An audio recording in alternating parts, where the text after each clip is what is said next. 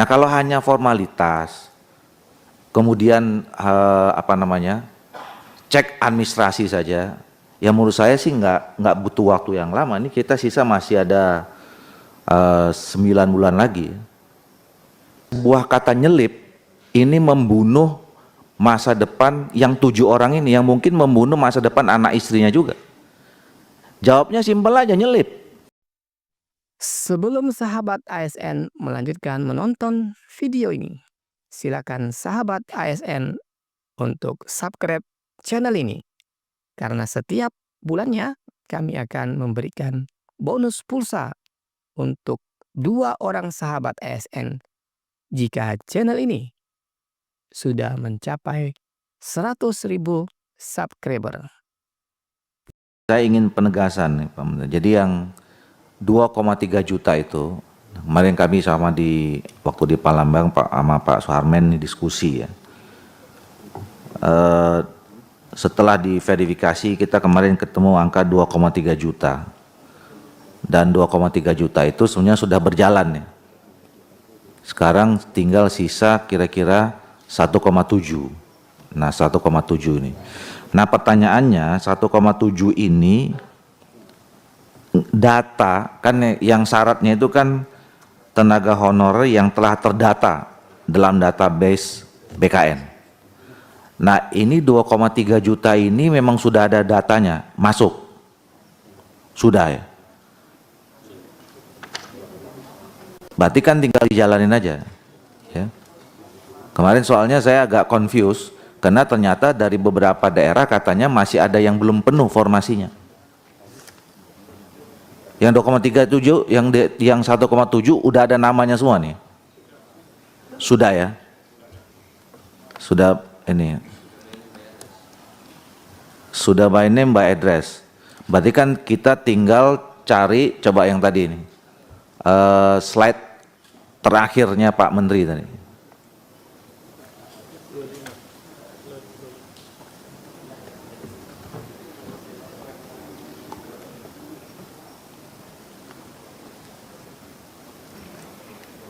Ini. No. Yang tadi flow. Nah ini. Halaman 31. Nah ini. Berarti kan yang sisa 1,7 itu sudah bisa mengikuti proses jadi lowongan formasi itu tidak tinggal diangkat menjadi P3K paruh waktu, itu kan artinya kan? Ya. Silakan. Maaf. Yang 2,3 itu sudah masuk di dalam database PKN. Oke. Kemudian sudah dilakukan pengangkatan, sisanya tinggal 1,7. Nah, itu belum diajukan formasi. Belum diajukan formasi. Sedang diajukan formasi.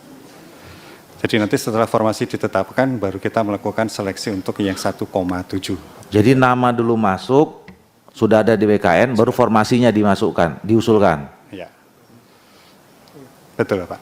Jadi nama itu diusulkan tidak berdasarkan formasi yang ada selama ini di tempatnya masing-masing berarti? Jadi nama itu dasarnya pendataan yang kemarin dilakukan oleh masing-masing instansi. Iya. Iya. Nah, masing-masing instansi itu kan ngajukan nama kan harusnya pakai formasi dong. Kok bisa beda nama dimasukin dengan formasi baru diusulkan tuh? Jadi pada saat pendataan itu di tahun 2021 itu ada surat Menpan untuk menyampaikan nama-nama yang ada dalam instansi masing-masing berdasarkan kriteria yang ada di dalam surat Menpan. Betul. Maka muncullah 2,3 juta. Ya. Tapi itu di luar formasi. Maksudnya di luar. Ya sekarang kan ditunggu formasi dari masing-masing kan untuk penempatannya. Belum ada ya. Yang 1,7 belum ada, sedang diajukan. Kalau yang kemarin yang sudah diangkat itu memang sudah ditetapkan formasi. Karena untuk pengangkatan itu syaratnya adalah penetapan formasi terlebih dahulu. Nah, itu yang menurut saya buat saya jadi confuse ini. Ya kan kok ada nama dulu baru kita nunggu formasi. Harusnya kan formasi dulu baru kita cari orangnya kan kira-kira begitu. Nah, ini begini, Pak. Di tempat saya, ya, ini di daerah pemilihan saya, ini ada yang lucu. Dia di sekretariat dewan di sebuah kota, ya, itu diajukan ada 20 orang, ya, tersisa 7 orang. 7 orang ini rata-rata di atas 10 sampai 16 tahun. Nah, yang masuk itu yang ada 2 tahun, ada yang 3 tahun, gitu. Nah, begitu ditanya sama sekretariat dewannya, dicek ke stafnya bilang gampang aja, nyelip.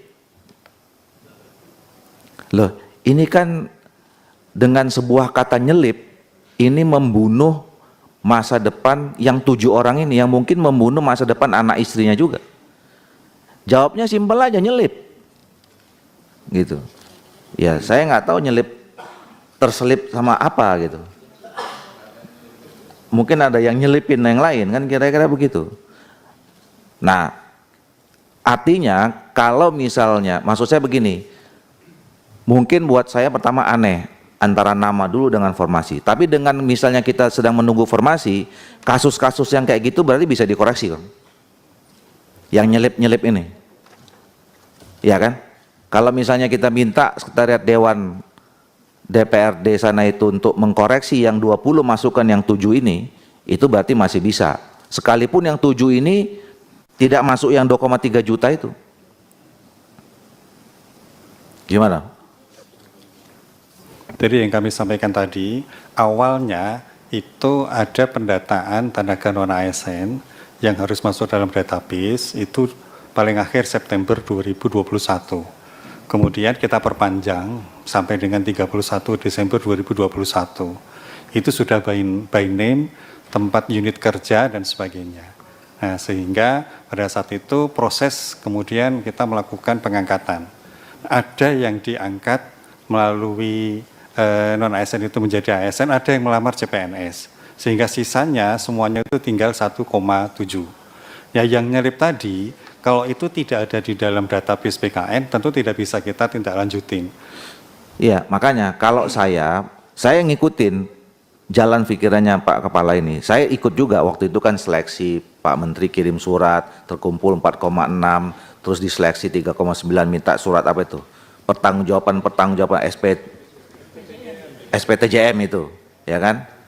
Kemudian ada sebagian yang tidak mau keluar SPTJM, terus diseleksi sampai 2,3. Nah, kalau menurut saya harusnya 2,3 itu apalagi tadi by name, by address, dan unit kerja, berarti kan harusnya nggak usah pakai nunggu formasi lagi, langsung aja. Regulasinya memang harus ada penetapan formasi terlebih dahulu, kemudian baru kita melakukan seleksi dan pengangkatan. Jadi itu kita memenuhi risiko regulasi yang ada. Berarti kalau gitu, itu juga formalitas. Formasi itu diajukan sesuai dengan unit kerja yang tertampung di 2,3 juta itu.